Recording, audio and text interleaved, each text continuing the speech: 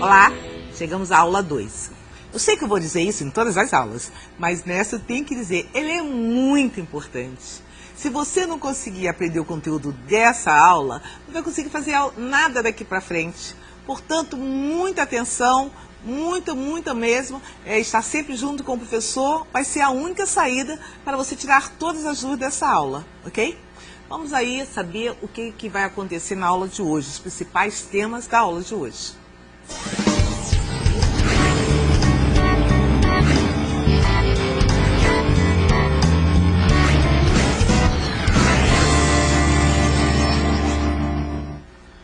Compreender o uso de funções definidas pelo programador. Veja o grau de complexidade, aí você vai criar. Compreender a diferença entre parâmetros passados por valor e parâmetros passados por referência. Implementar funções com ou sem retorno, com ou sem passagem de parâmetros. Implementar funções tendo vetores como parâmetros. Compreender o escopo de variáveis global e local. Bom, veja só, esse conteúdo todo da aula de hoje, ele vai ser usado desde a aula 3 até a última aula. Definir função, só você vai poder fazer, porque você não vai poder ficar copiando funções dos outros, porque elas podem não se adaptar àquilo que você quer. Se você vai implementar um novo tipo de dado, você vai criar, vai definir na aula 3 um novo tipo, como é que você vai usar a função de alguém? Não tem como, o seu tipo é único, você criou, você que vai decidir pelas operações que serão realizadas, não é verdade? Portanto, muita atenção a cada detalhe, a aula lá, na aula online e na aula daqui, certo? Vamos direto ao assunto?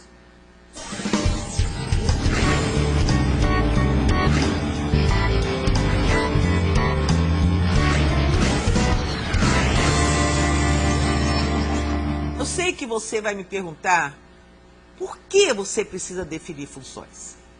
Aí eu vou falar, será que tem uma função disponível que calcula volume? Você vai falar, bom, eu não vi todas as funções. Será que tem uma função que ordena vetor?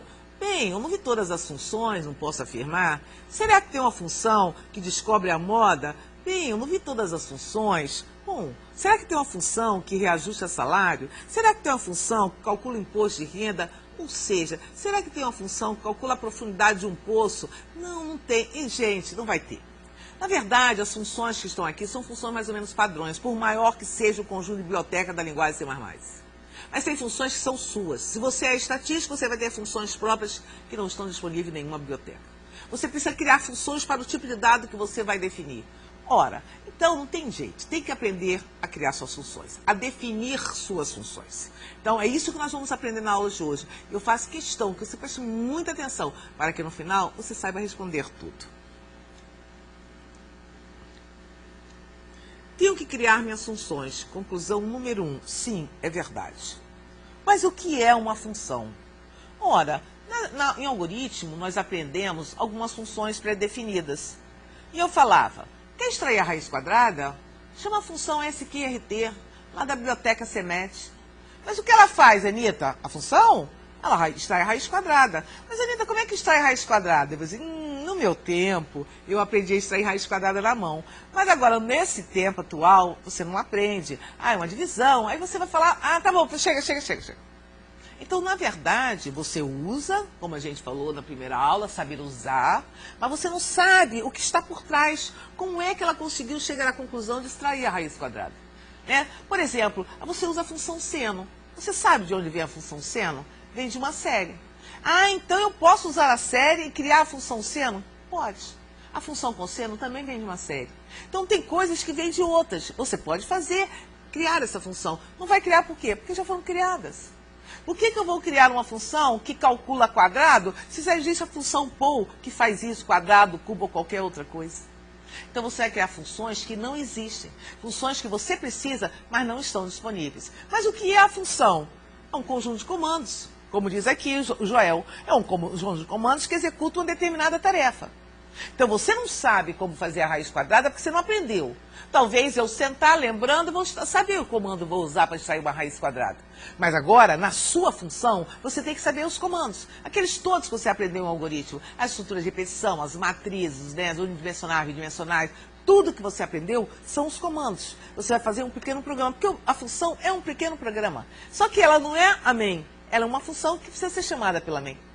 Então é isso que nós vamos fazer, o que fizemos a vida toda em algoritmo.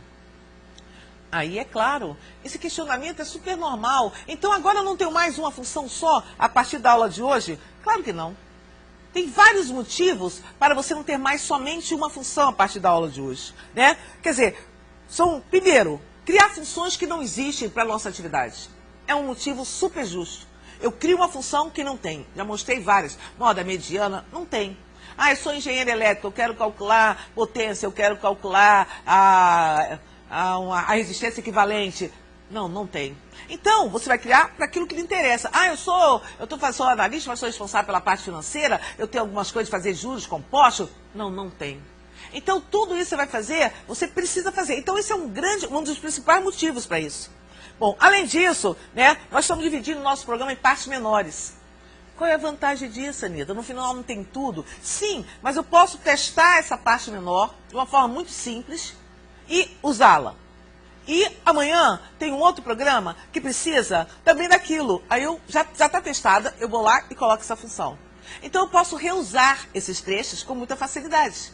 Eu posso testá-los em separado. Isso é uma coisa muito importante, né? Que aqui eu falei. Testar as funções em separado é uma coisa muito importante para a gente. Então, esses 3 motivos já justificam tudo o aprendizado de função. Mais do que justificam. Bom, em primeiro lugar, para que a gente possa se dar bem nessa aula, você tem que dominar a nomenclatura. Quando eu falar para você, defina uma função, aí você logo depois falar para mim, o que é definir função? Não, então, sistemas, cabeçalho, protótipo, definição de função, tem que estar dominado. Mesmo sabendo, quando perguntar isso, você sabe o que é definir uma função. E não fazer confusão entre cabeçalho e protótipo. Então, essa nomenclatura, assim como você decora um monte de música, você vai ter que decorar essa nomenclatura, saber do que está falando, para que a gente possa começar a trocar ideias. Senão fica complicado no fórum. Você não definiu o quê? O que é definir? Né? Então, definir uma função, como a gente vai ver.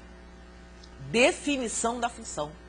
É aquilo que eu falei na primeira aula. Eu vou tentar deixar aqui, enfatizar as coisas mais importantes que estão online. São 40 páginas, 40 telas aí, no mínimo, não me lembro mais. Mas aqui eu vou tentar enfatizar o que é importante. Eu tenho que saber definir uma função. O que é definir a função? É fazer algo parecido com o que está aqui em azul. Eu tenho que colocar um cabeçalho, que é essa primeira linha. Ó, um cabeçalho. E depois eu tenho que colocar um corpo. Mas eu tenho que colocar, claro, você que vai criar, usar os comandos que você sabe para produzir aquilo que você quer.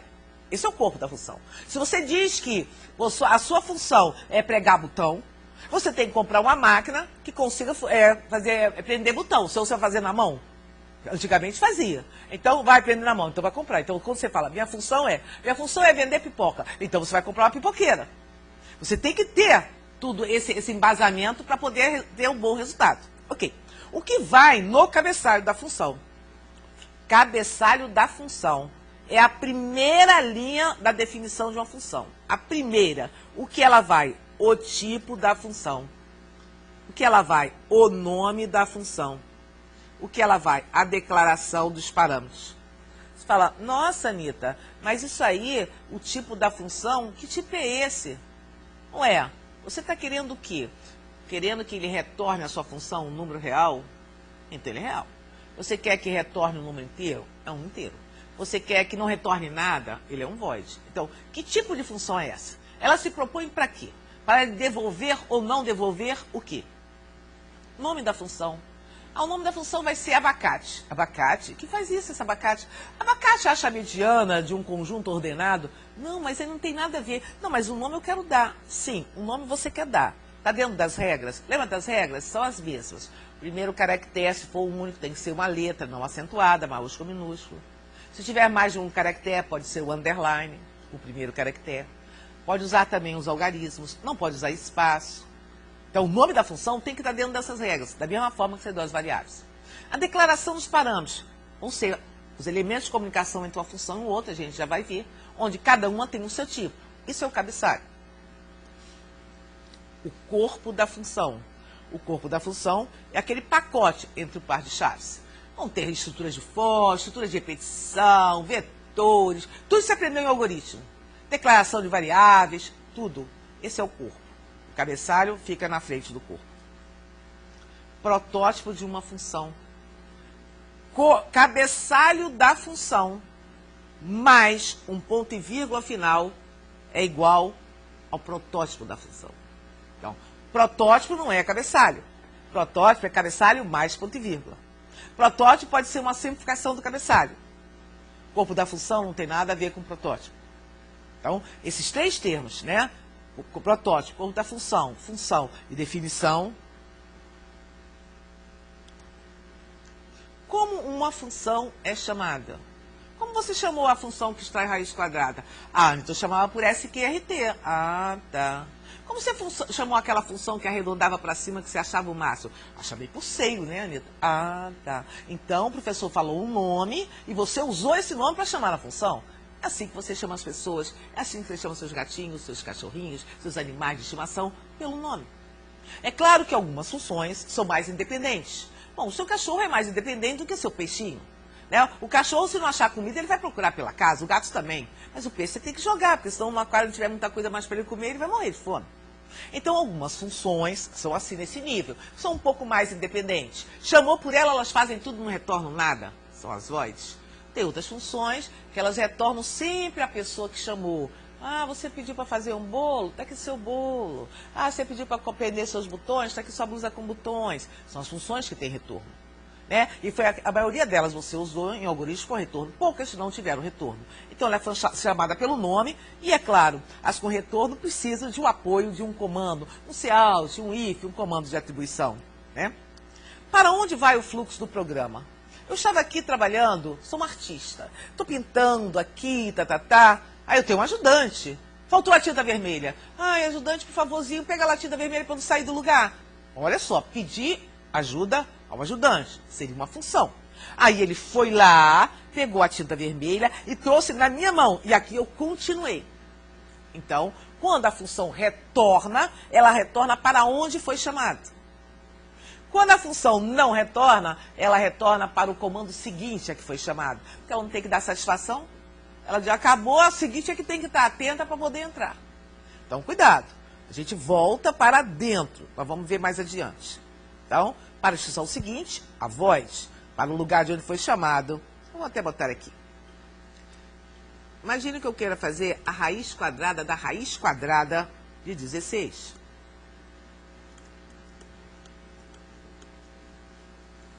Então, o que acontece? Quando eu chamo, alô, raiz quadrada, você está aí? Ela falou, não sei. Você chamou a biblioteca CNET? Aí você fala, chamei. Ah, então eu estou aqui. O que você quer? Eu queria que você extraísse a raiz quadrada de 16.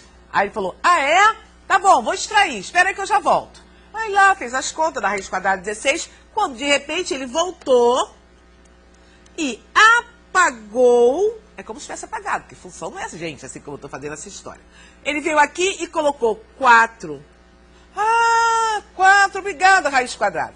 Aí, de repente, viu outra raiz quadrada. Raiz quadrada, você está aí? Depende, você chamou o CNET? Chamei. O que você quer? Extrai a raiz quadrada de 4? Ele fala, tá, espera que eu já vou. Aí, quando ele volta, ele apaga tudo isso e escreve aqui 2. Então, essa função que tem retorno, ela retorna para o ponto de onde foi chamado, entendeu? A void não, retorna para o comando seguinte. Ela retorna como se fosse apagando e se encaixando ali nos seus resultados. Espero que tenha compreendido. Os tipos de funções, void, sem retorno, int, float, double, char, struct, aquele tipo que você criou, né? Que a gente vai aprender aqui, né? Etc. Por isso tem aqui. Como são os valores passados pela função, né? Então, pode ser por uma passagem por valor e pode ser por uma passagem por referência. Vamos ver a passagem por valor. Eu tenho uma empresa, né? essa empresa faz camisetas, não, precisa de camisetas e faz. Mas eu não quero investir em fazer camisetas e faz. Resolvi, então, contratar, terceirizar essa parte da minha empresa. Uma empresa que faz camiseta e faz. Aí tem 2 setores lá. Um das camisetas e outro das faixas. Eu mando a minha logomarca. Uma cópia da minha logomarca, porque a minha logomarca já foi registrada. Porque eu não vou deixar eles pegarem a minha logomarca. Então, quando eu passo, quando a minha função, né? A minha empresa chama, liga para lá, ela passa uma cópia da minha logomarca. O original está sempre guardado no meu cofre. Essa função, do outro lado, tem que receber o que eu passei para ela. Então, ela vai receber. Que esses são lugares, são variáveis. E que aqui a gente chama de parâmetros. Né? Então, mas na verdade são variáveis. Então, quando eu passo para ela uma cópia, ela tem que pegar aquela cópia, fui lá buscar na minha casa, eu fui lá levar, e ela tem que guardar em algum lugar com o meu nome, que ela não vai ser boba de perder, senão eu vou chorar. Ok. Agora, eu posso também chamar a empresa dela e passar de novo uma logomarca para fazer as camisetas. Ela diz, ó, cada setor recebe um. Então, eu passo cópias. Eu não passo o meu original. Eu passo cópias. O original eu já registrei. Então, esse exemplo que eu coloco aqui embaixo, ele é perfeito para o entendimento de passagem por valor. A verdade, te prestei meu caderno, pode xerocar, não rabisque, não rasga. Uma cópia você tirou do meu caderno. Essa é a passagem por valor. E aí eu preciso que a função que chama, né, a função chamadora chama essa função daqui chamada, que essa função chamada tenha lugares para receber aquilo que eu passo. São os parâmetros. E ela tem que ter tipos. Ela vai receber o quê? Números, palavras, endereços. Então, a função chamadora, que é a função que chama, passa valores para a função chamada, mas cópia do que está armazenado e não endereço. Ela não deixa dar o endereço. Essa é a passagem por valor. Já na passagem por referência, a coisa é diferente. Veja meu símbolo do E de endereço, que vai fazer parte das nossas vidas daqui em diante. A função chamadora chama a função chamada, mas ela não passa a cópia. Por quê? Ela acha que precisa fazer uma revisão, precisa do artista lá daquela dar um toque na minha logomarca. E eu autorizei isso. Então ela passa o lugar onde está a minha logomarca. E ele vai lá e tem o direito de mexer. Olha, então tirei aqui, o nariz estava muito grosso, botei mais fino aqui, botei o olho mais puxado, o cabelo eu fiz assim. Agora ficou bom. Gostou? Não, então vou fazer de novo, puxei para cá. Então, ela tem autorização. É como se você desse a chave para seu amigo. Seu amigo entra na sua casa, ele é seu amigo. Ele pode abrir a geladeira, fritar um ovo, que está morrendo de fome, comer um pedaço de pão. Ele entra na sua casa, ele tem o endereço. Essa é a passagem por referência. Você dá autorização, tem que tomar cuidado. Porque quando você dá autorização, ele pode bagunçar lá o que está lá guardado. Mas essa responsabilidade é sua. Quando você cria a função, você não vai deixar que isso aconteça. Então, a passagem por referência, a gente vai aprender também a construir. Fiz vários exemplos aqui. Vou procurar ir mais devagar possível, porque você vai aprender agora a definir uma função. Então, vai definir, quer dizer, vai botar o cabeçalho da função, os parâmetros da função, vai colocar o corpo da função. Olha o título. Função que exibe a mensagem estrutura de dados. Função que exibe. Não estou ouvindo falar na palavra retorna. Estou dizendo que ela já exibe. Ah, então aquela função que mandou fazer, ela faz. Ela carimba na parede. É isso. Então eu pergunto, tem retorno? Bom, eu li, acho que não tem. Qual é o tipo? Função que não retorna só pode ser void. Ok. Tem parâmetros? Não sei, não recebe nada, não está falando função que recebe. Acho que não tem, não. Então, não tem se sim. Passa valor? Ué, se ela não tem parâmetro, vai passar como? Não passa nada. Então, tá bom. Então, é não, não e voz. Agora, vou começar. Cabeçalho começa pelo tipo void. Separado por um espaço, o nome da função. Escolhi MSG, porque lembra mensagem. Toda função, obrigatoriamente, tem parênteses. Parênteses. Se não tiver nenhum parâmetro, né, essa função não vai receber nada, então não tem declaração de parâmetros. Não vai receber nada. É só falar, Anitta, eu vou lá carimbo. Anitta, eu vou lá carimbo. Então, Então, eu já sei, chamou meu nome, é só para carimbar. Então, ela não faz nada. Então, vamos para o corpo da função. O corpo da função começou com as chaves. Ah, ótimo. E depois, agora tem que ter os comandos. Eu preciso de um comando que escreva na tela a mensagem, estrutura de dados. Cout. Ah, então tá, cout. Estrutura de dados. Tem mais alguma coisa a fazer? Não. Fecha a função com as chaves. Ao fechar, você acabou de finalizar a sua função. Você definiu uma função do tipo void, sem parâmetros e com um corpo que só tinha um comando. Próximo. Função que recebe o valor total e o percentual, retornando o valor que representa esse percentual. Então, vamos cuidar. Retornando.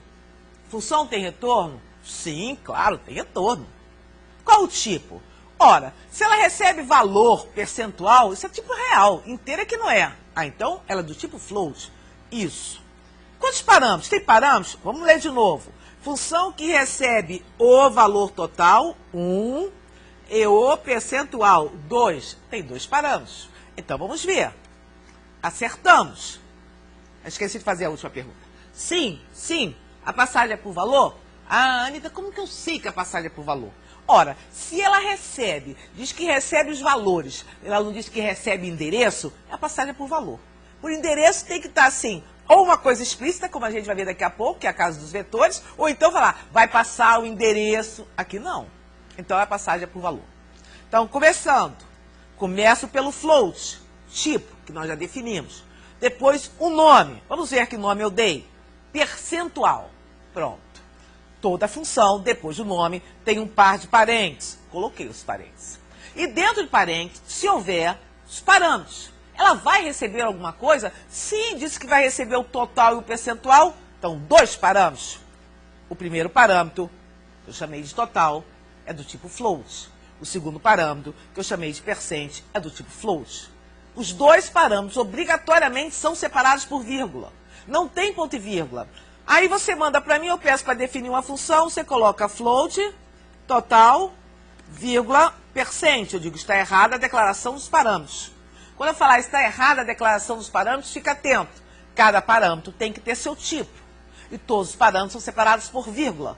Nada de acentuar letras, nome de variável. Não pode ter letra acentuada, não pode ter espaço, pode ter underline. Então, quando eu falar a declaração dos parâmetros está errado, focalize entre parênteses. Ah, quer dizer que se ela recebesse 4 coisas do tipo float, tinha que ser float não sei o que, vírgula, float não sei o que, vírgula, seria. Não é como na declaração de variáveis. Cada parâmetro tem que ter seu tipo. Vamos ao corpo. O corpo começa com as chaves. Abre chaves. Agora vamos ver o que eu preciso. Ah, então acho que agora eu preciso de uma estrutura do for. Declara uma variável local para o for. Não, então eu não preciso nada, porque ó, o que eu entendo é o seguinte, eu tenho um total, né? Aquele meu total que eu quero. E eu tenho o percentual dele. Por exemplo, R$1.000. O percentual eu digo que é de 3. Então, 3 dividido por 100 dá 3%. Eu quero saber 1.000 vezes 3 dividido por 100. É isso que é o percentual, o valor que representa 3% do 1.000. Né? Então, vai ter que dar 30 reais. Então, eu tenho 1.000 dividido por 100, fica 100 dividido por 30 reais. É isso. Então, é um percentual dele aqui. 3% disso aqui. Então, isso é muito usado. Você vai usar sempre. Vou usar como, Anitta? Ora, o meu chefe disse que eu vou ter um aumento de 3%. Chama a função, chama a função. Isso que ele vai pegar o meu salário, multiplicar por 3/100. Quando voltar, eu chamo com o meu salário. E agora eu vou ter aumento disso. Cheguei na loja, eu quero comprar essa televisão. Vai ser dinheiro ou cartão? Não, dinheiro. Ah, o abatimento de hoje é 10%. Chama essa função. Porque ele vai calcular em cima de 10 mil, quando fosse a televisão, 5 mil, 10% disso. Ah, esse é o abatimento? Então, do total, você retira isso. Observe que essa função percent tem 1.001 utilidades. Seja para ganhar e seja para ganhar também. Porque se eu ganho economizando, eu estou ganhando. E se eu ganho aumento de salário, eu estou ganhando. Agora, ganhar, perder, não. Ah, não pagou a conta. Não pagou a conta? Você tem uma multa. Uma multa de quanto? De 2%. Ah, então esse total é o valor que eu tinha que pagar. Isso, o percento é o 2/100. Então, isso aí é o que vai somar. Então, eu estou perdendo, nunca mais vou pagar atrasado. Então, veja que essa função, ela tem muitas utilidades, a função do porcento, tá? Próxima função. Função que recebe o capital, a taxa de juros e o tempo. Função que recebe o capital, 1. A taxa de juros, 2. O tempo, 3. Retorno montante. Então tem retorno? Tá claro que sim. Qual é o tipo desse? É float. Tem um monte de coisa aí, conta. Tem parâmetros? Sim. Ela precisa ter uma variável para receber o capital, uma outra variável para receber a taxa de juros e uma outra variável para receber o tempo. Então tem 3 variáveis.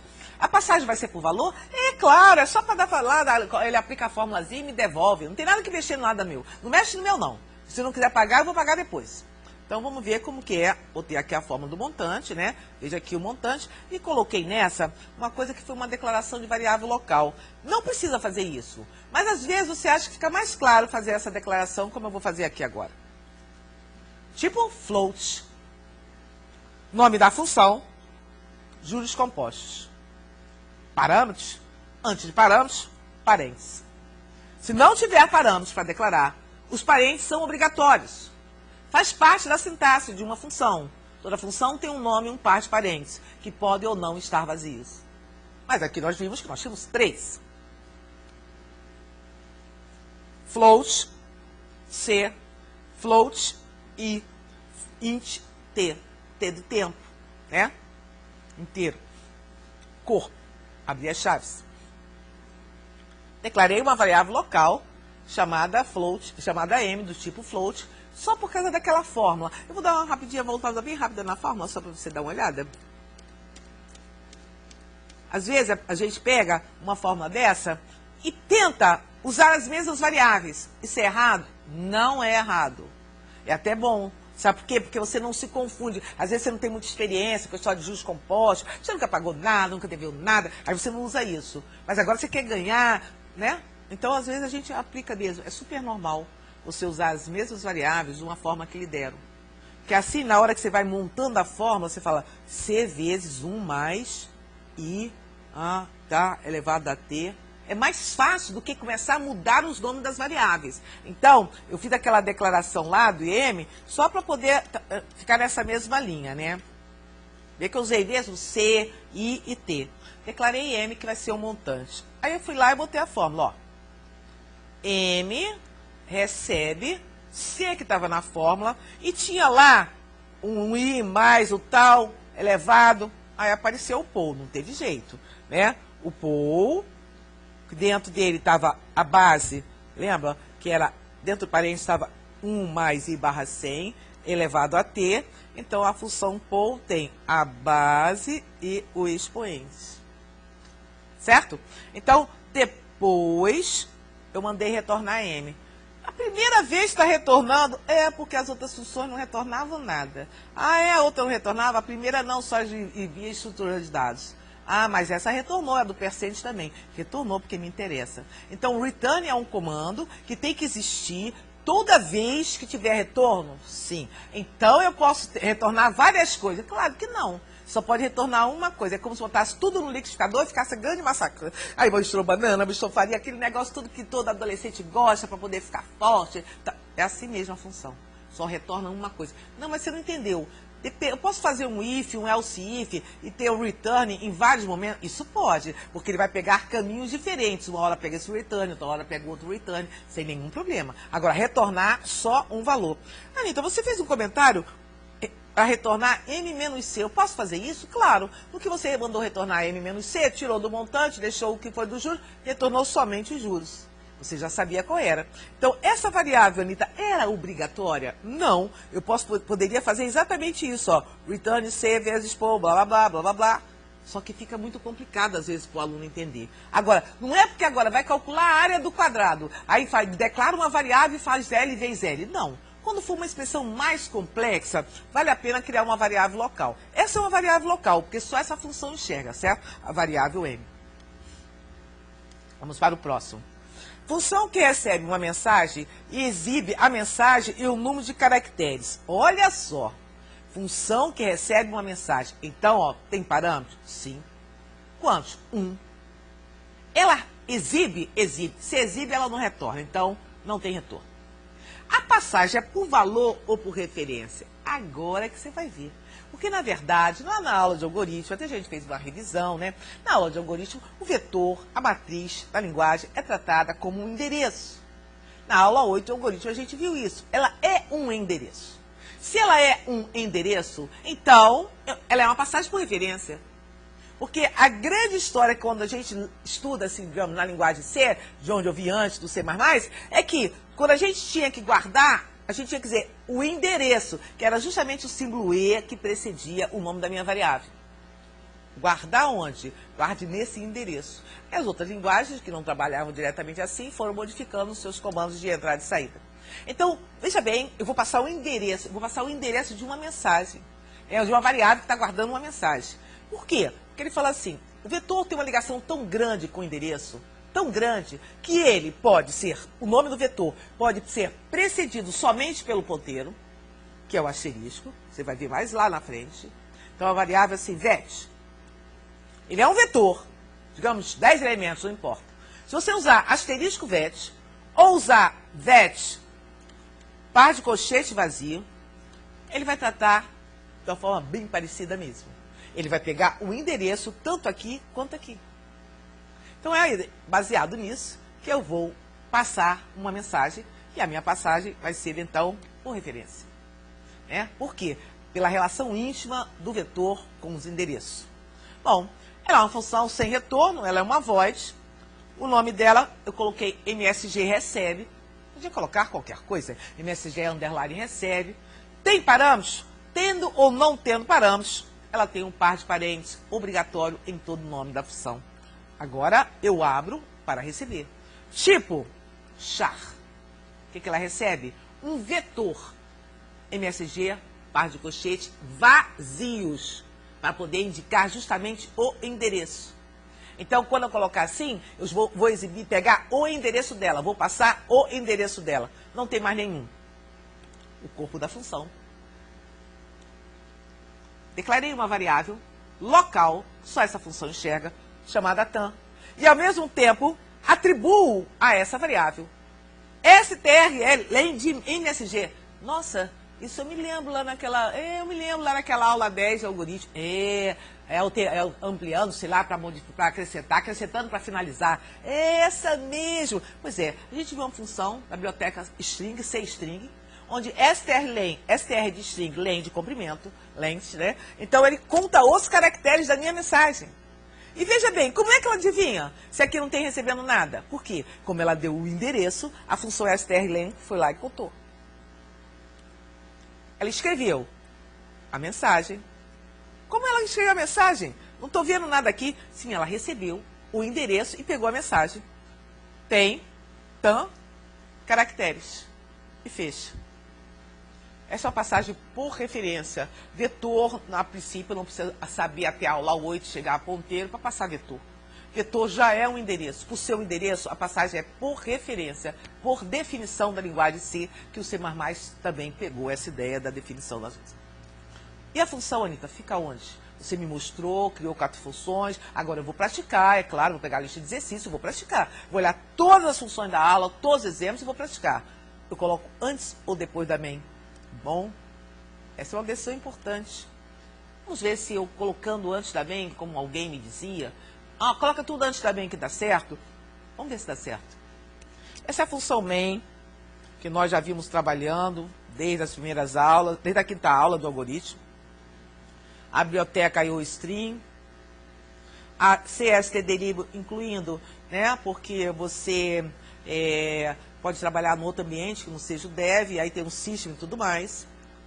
O namespace, e veja bem, em verde, uma função, a função soma, vou falar, a função que retorna, porque do tipo float, o nome dela é soma, ela tem um parâmetro só, que é do tipo float, ela pega, chama uma função dobra, e acrescenta 5 ao resultado de dobra, e retorna. Olha só, ela chama uma outra função. A função dobra, que recebe um valor, multiplica o número e devolve. São 2 funções com retorno, tendo em vista a main, uma tem que trazer o resultado para essa linha e outro resultado para esta linha. Ora, vamos imaginar que eu vá trabalhar com data show hoje. Vamos imaginar que eu tenha pedido meu data show. Então, meu data show seria aqui a função dobra. Eu cheguei, eu sou a função verde.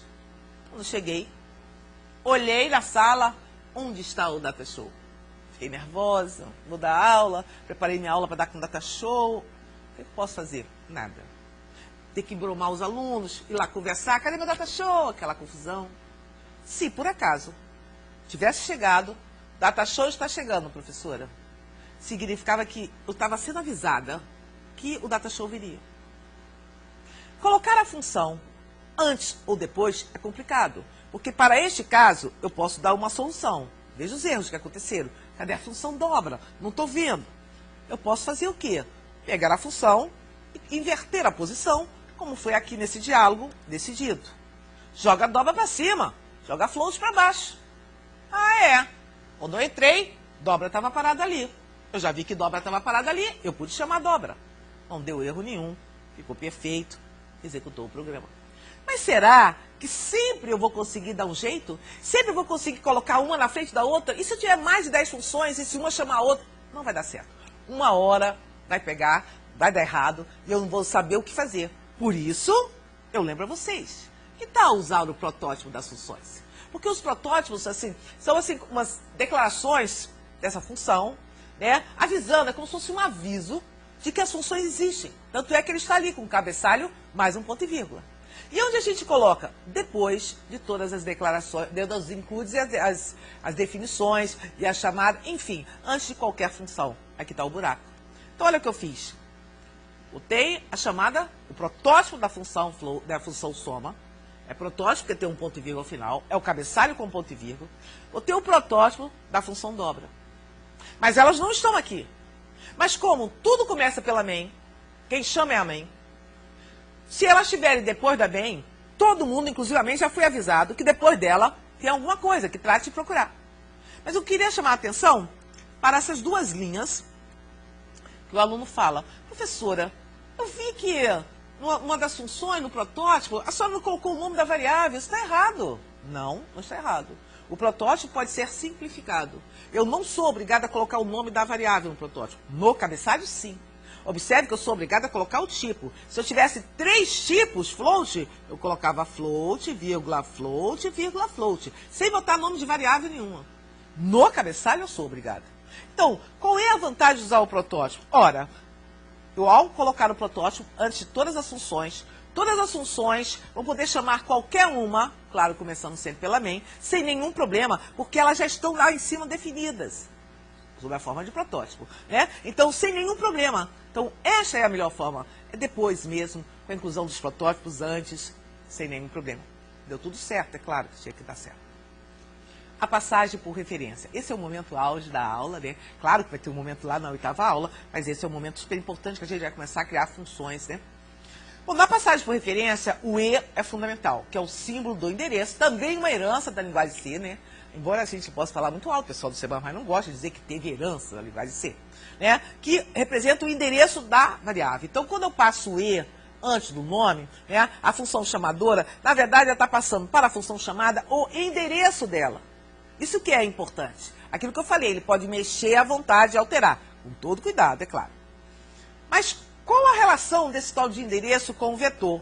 O nome de um vetor é seu endereço. O nome é seu endereço. Não se esqueça disso.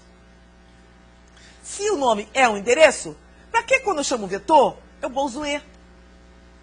Agora eu estou entendendo, né? Uma vez eu estava estudando C, e aí tinha horas que quando eu ia ler vetor de chá, não tinha E. Ah, lembra disso? Pois é. Aqui no C++ a gente não faz essa leitura formatada, mas essa é a ideia mesmo. Como é um endereço, para que colocar o E?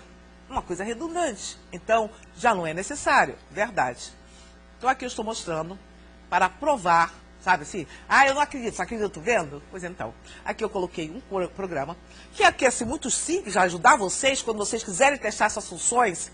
Eu não preciso, como eu falei na aula 1, declarar, fazer trecho de entrada, trecho de saída. Não. Eu posso declarar o vetor, colocar os elementos do vetor só para saber se está funcionando. Não declarei 4. Lembra que quando eu não coloco o número, ele conta 1, 2, 3, 4, e é como se eu tivesse dimensionado 4 elementos. Olha só o que eu mandei exibir. O endereço do vetor. E olha que eu usei só a palavra vet, mais nada. o endereço do vetor. Nessa eu coloquei o e a palavra vet. Vet é o nome do vetor. Pelo que diz a tela anterior, o nome do vetor é o endereço. Se ela diz isso, significa que as duas coisas têm que dar a mesma resposta. Graças a Deus que deu, né? Ó, 0x em hexadecimal, 22FF60, 0x22... Ah, então ela tem razão. Se o vetor é um endereço, toda vez que eu passo o vetor, já é uma passagem por referência, sem estar explícito esse operador de referência. Falei, perfeito. Bonita conclusão, né? E vamos exemplificar. Fazendo algumas alterações no exemplo 4 aqui. Botei o protótipo da função, mostrei o programa todo, até para vocês saberem, né?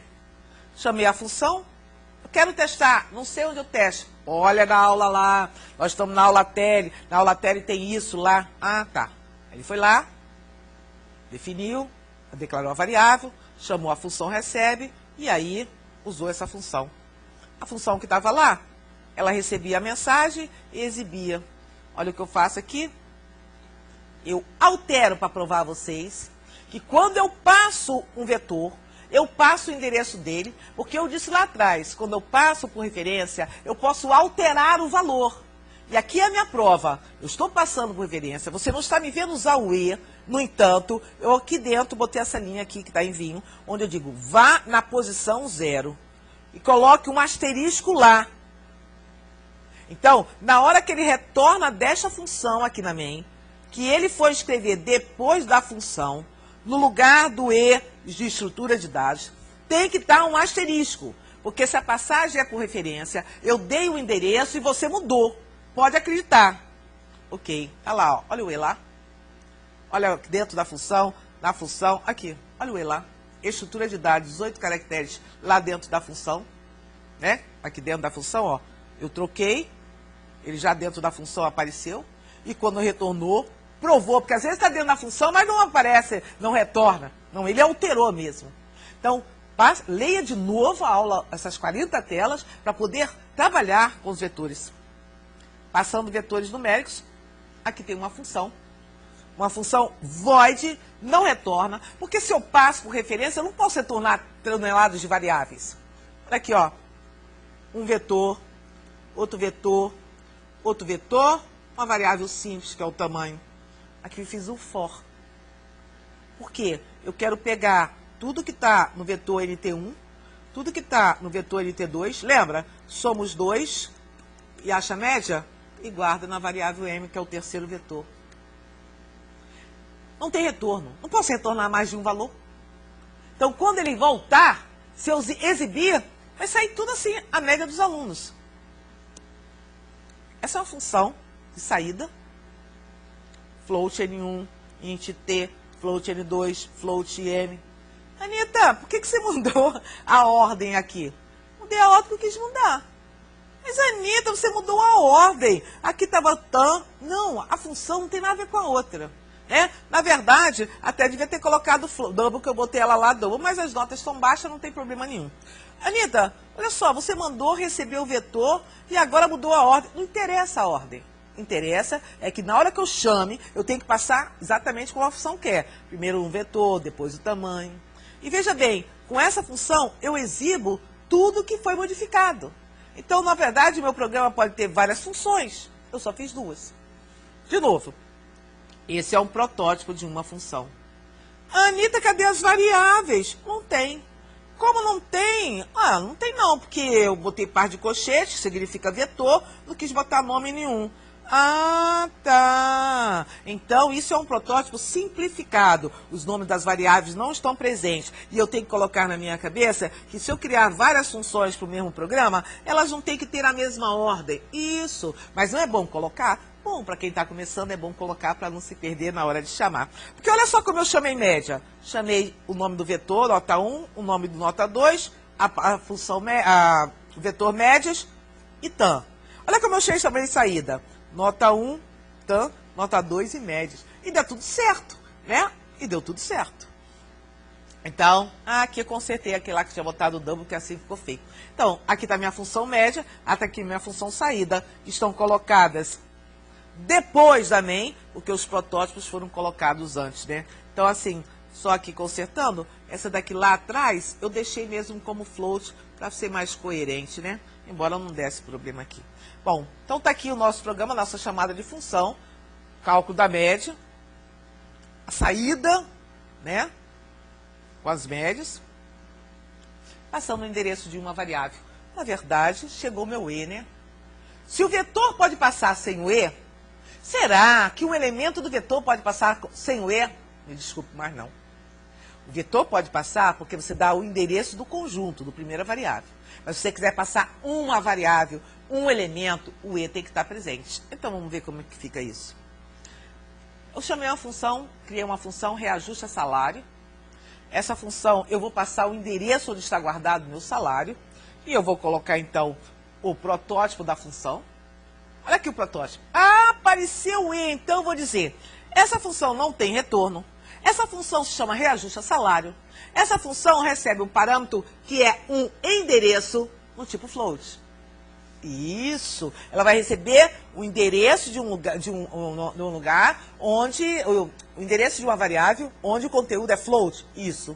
Mas está só o E aí. Só. No protótipo eu não preciso botar o nome da variável. Agora vamos ver a função. Função que não retorna nada, que é passagem por referência, ela não tem nada que retornar. Ela faz o serviço dela e se cala. Reajusta salário, vai receber, olha o E do lado do S. Anitta, eu vi uma vez o float com o E colado, o S sozinho. Agora você bota o E com S, tanto faz. Tanto faz estar colado ao float, tanto faz colado ao nome da variável. É que normalmente a gente coloca o nome da variável, mas não faz diferença nenhuma. Não está errado nenhum nem outro. Ah, então tá, vamos continuar. Então, olha só, essa função recebeu o endereço de salário. Salário está declarado aqui na main. Se ela não recebesse o endereço, uma função jamais poderia ir numa variável local. Isso é uma variável local, está dentro da main. Ela não enxerga, mas como a main que a chamou deu o endereço, então ela foi lá, pegou 2000. No que ela pegou 2000, multiplicou por 1,08 para reajustar em 8%. E aí, quando ela voltou, ela falou, voltei. Quando ela volta para depois desse ponto e vírgula. E aí, quando ela chama após a função, o meu salário vai estar reajustado em 2.160. Porque 8% de 2.000 deu isso. Veja bem, eu fui dentro da outra função. Por quê? Porque eu abri minha porta, a main deixou ela mexer na variável que era dela. Porque senão, variável local, cada um só vê a sua. Claro que a gente vai fazer vários outros exemplos com isso aqui. Variável global vezes variável local, isso eu já falei o tempo todo na aula, né? A variável global é declarada fora de todas as funções e a local que eu falei o tempo todo é declarada dentro de uma função. É assim, é perigoso usar a variável global sempre, porque uma função pode acabar com a outra. Porque embora eu não dê o endereço, ela é de todo mundo. Ela não é de ninguém. Veja, está tudo fora. Olha aqui, ó, float num 20. Declarada fora de todas as funções, ela faz parte de todo mundo pode mexer. Uma bagunça geral. Então, o que acontece? Quando soma vem, altera ela. Quando dobra vem, altera ela. E aí, se uma começar a alterar e eu alterar errado, eu que eu digo, é o desenvolvedor. Então, o culpado é ele. Por quê? Porque ele vai começar a mexer e não era para fazer isso. Ih, você fez errado, você chamou a função dobra e agora já alterou meu número. Claro, cada função, por ser global, pode mexer à vontade. Deixe variável global somente para as definições das suas structs, dos seus novos tipos de dados. Nada de declarar vetores como globalmente, isso não está correto. Por quê? Porque se você fizer essa salada, começar a alterar variáveis globais não é para conjuntos, assim, né? É só para ser uma declaração, uma outra variável que pode ser comum, mas não conjuntos, porque senão superdimensiona, fica o tempo todo que tiver lá aquilo na área das variáveis, que às vezes não há necessidade, né? Aqui é a chamada da função, deixa eu voltar. Bom, como eu falei, vai ser nosso primeiro bate-pronto, né? Na aula 1 nós não tivemos esse bate-pronto, que é testar os conhecimentos. Eu sei que tem muitas coisas para testar e muitas dúvidas vão ficar, e muitos e-mails vamos trocar, mas vamos ver se alguma coisa ficou na aula de hoje. Vamos chamar o bate-pronto?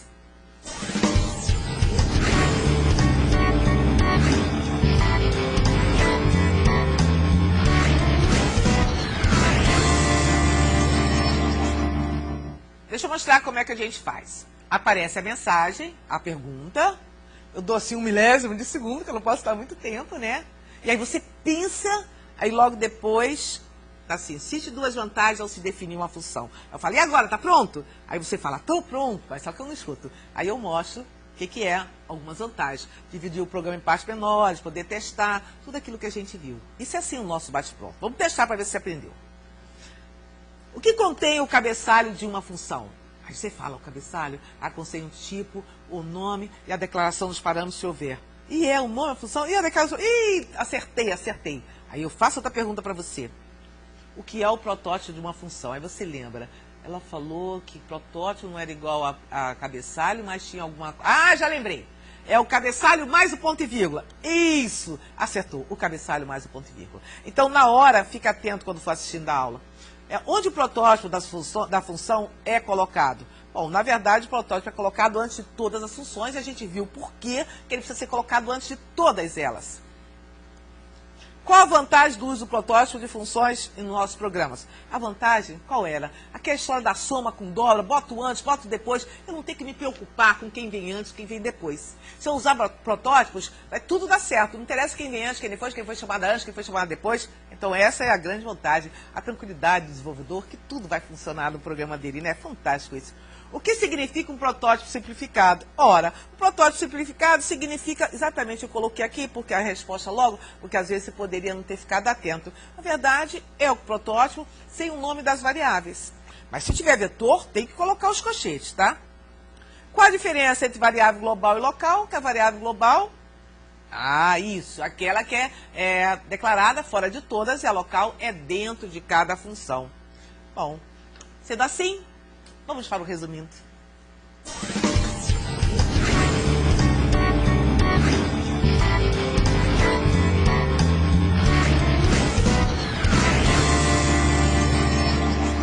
Olha, essa é uma aula muito empolgante, né? Eu fico assim, gosto de falar muito, né? Até falei um pouco rápido, porque eu queria que isso tudo tivesse dado tempo, e eu cheguei assim mais do que um tempo, né? Então eu preciso que você agora releia todas as 40 telas dessa aula, veja todos os exemplos, reveja todos os exemplos que eu dei lá nessa aula, os movimentos, tudo. Anote o que não foi entendendo, não ficou muito claro isso, venha para assistir essa aula de novo. Se eu não esclareci nessa aula, só resta uma dúvida, entre em contato com o seu tutor. Aquelas regras que eu dei na primeira aula, eu tenho que começar a valer desde agora. E uma coisa que eu gosto de dizer sempre, não durma com dúvidas.